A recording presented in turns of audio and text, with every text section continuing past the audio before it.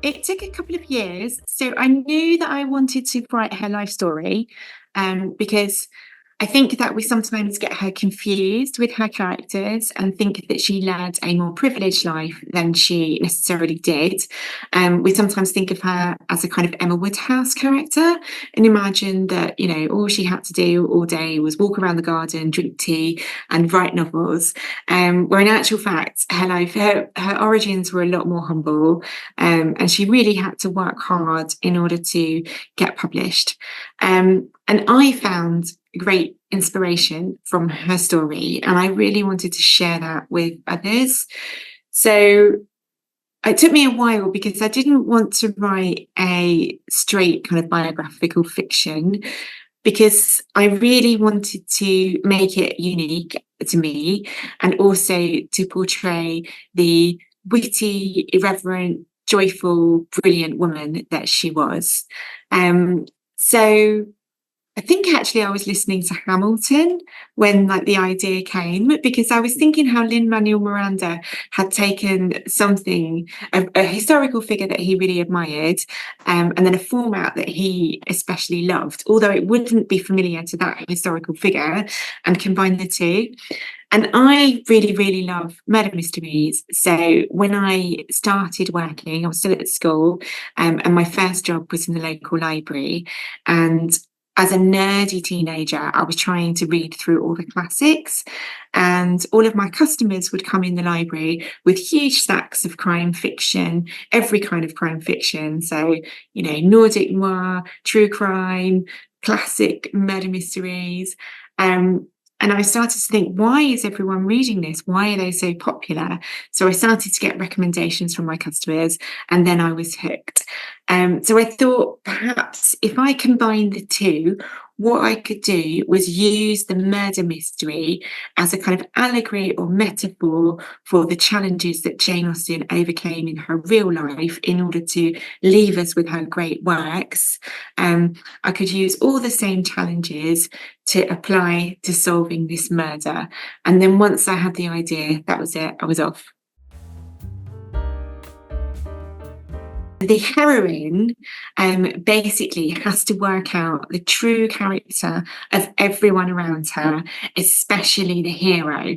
Because, even today, but more especially then, as a woman, who you marry decides, can influence, your prosperity, your health, your happiness. You're entirely dependent on that person. So it's really important to do your research before you make that decision. So if you think about Elizabeth Bennet in Pride and Prejudice, she has two conflicting accounts in front of her. She has Mr. Darcy's account of who he is and Mr. Wickham's account of who he is. And she goes about investigating those two to see which one holds truth. So she questions the witnesses, like the housekeeper at Pemberley and her aunt, who's seen them both grow up, until she interrogates all her suspects until she arrives at the truth. And especially, I think the mystery element is really evident in Northanger Abbey when you think about Catherine Morland. So it's funny with her because she is obsessed with horrid Gothic novels, which I think is the Regency equivalent of our true crime obsession. So she loves to look at things that scare her. And she's so kind of caught up in this needing to understand what kind of family Henry Tilney comes from in order to decide whether it's safe to give her heart to him or not, that she ends up suspecting his father, General Tilney, of murdering his wife and going through all the evidence in the dead Mrs. Tilney's bedroom in order to find evidence that he's committed this crime. So she's very much turns herself into an amateur sleuth. And then Henry Tilney discovers her in this act, and he gives her this great lecture about how this could never have happened. And Catherine feels mortified, but she has to listen to him mansplain to her that this could never happen because this is England and we are Christians and we have laws against this kind of thing. But I think Jane Austen is doing something very clever there, because Um, Although, we accept Henry's authority, also we know that in Georgian England, as today, women are murdered by their intimate partners every week. It's as true then as it is now. So even though Catherine's imagination might be wild, there is a grain of truth to what she's saying. And General Tilney does turn out to be a monster. So he throws her out of his house with no money and no protection, and she has to make her way home to her family. So I wanted to do that, to use her very much as an inspiration for my Jane in this novel and say, look, she does have this wild imagination, which can definitely get her into trouble and put her in a few mortifying situations. But her instincts are right. She knows when people are behaving suspiciously. And by a kind of process of trial and error, she will catch the killer in the end. I think because I'd already accidentally done kind of 25, 30 years of research, that I knew quite a lot about it already. And I wanted to maintain that accuracy. And I think the other driver for this book was really me wanting to spend time with the real Jane Austen, because I think more than any other writer, she speaks straight to the heart. So a lot of Jane Austen fans really feel like we know her and we feel this personal connection to her. But of course, there's not that much work that she left us behind. There's only the 6 novels. And I definitely remember reading the last of those 6 novels, Persuasion, and thinking, I really like this author. I'm so looking forward to reading the next one that she wrote. And then there wasn't one, and I was furious that there wasn't another novel. And so I think that started me investigating her life then, because that's all I could look into, because there was no more work.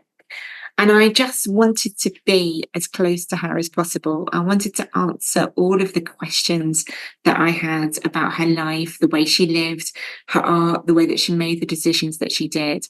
And I wanted to give my readers that opportunity to hang out with the real Jane Austen and discover what life was like for her, to be her friend and enjoy her company.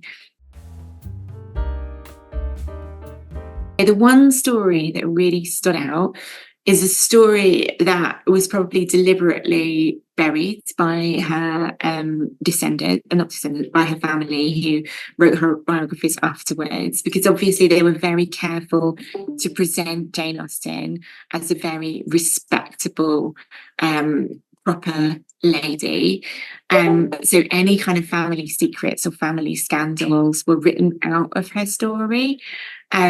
So I wanted to make the investigation and the crime authentic. So I was looking for crimes that might have influenced Jane Austen's life, that might have touched her life. And I found the story of her aunt, Mrs. Lee Perrot, who was arrested and tried for shoplifting in Bath in 1799. So Mrs. Lee Perrot was an incredibly wealthy woman, and she went into a haberdashery in Bath and bought some black lace. And when she left the shop, the shopkeeper followed her outside and demanded to have a look at the package. And when they opened the package, they found some white lace tucked inside, which she hadn't paid for. So they accused her of shoplifting, and they arrested her and they took her to jail. And because she was an incredibly wealthy woman, she was able to pay to stay with the jailer and his family rather than in the cells, which might sound familiar because that's what the Austens do for Georgie. And then when it came to trial, if she'd have been found guilty, it would have been an automatic death sentence. It was a capital crime. There were over 200 crimes in Georgian England that carried the death penalty. But because of the relative value, or relatively low value of the lace, and the fact that she was able to employ such a great legal team, she probably would have been transported to Australia for 14 years instead, which in itself could be a death penalty. She was a woman in her 50s, and obviously it was a really arduous journey and an unforgiving place to live then. So she was acquitted, but the story really upset the Austen family, and it was a big scandal. It was reported in all the newspapers of the time. And it started me thinking about how precarious life was in Georgian times, how easy it would be to fall foul of the law and be caught up in something like that. And if you weren't a strong-minded, determined person like Mrs. Le Perret was, and if you didn't have the resources to employ that kind of legal team, how easy it would be to find yourself with a noose around your neck, really. I It's don't know if you have it in Spain, but okay. there's a book called Motherland by Nikki May, which comes out later this year, and that's a retelling of Mansfield Park. Um, Nikki May wrote Wahala. I don't know if you had that in Spain.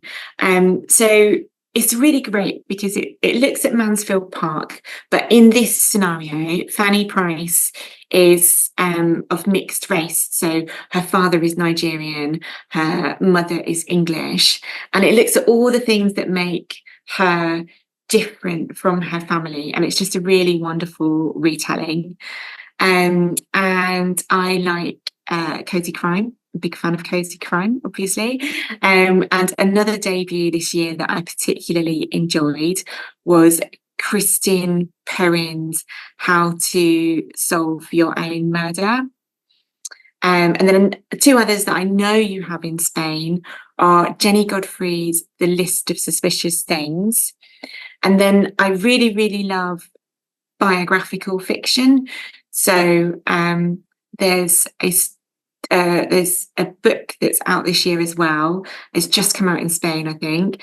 It's called The Painter's Daughters, and it's by Emily Howes. And it's about Gainsborough's two daughters, and it's set in Bath a few years before Jane Austen's time. So the Gainsborough's daughters were contemporaries to Jane Austen. So they were born before her, but they outlived her. And again, it looks at people who are part of society. So Gainsborough was a really famous portrait painter, and lots of people from high society would come to him to have their portraits painted. And he had two daughters who he kind of tried to launch into that society. But one of the daughters suffered from a mental illness. And what happens is that the other one in time becomes her carer. And rather than marrying and going into this world, they support each other. But it's a really lovely historical novel for people who like Jane Austen because it's set in Bath and it looks at that same kind of society.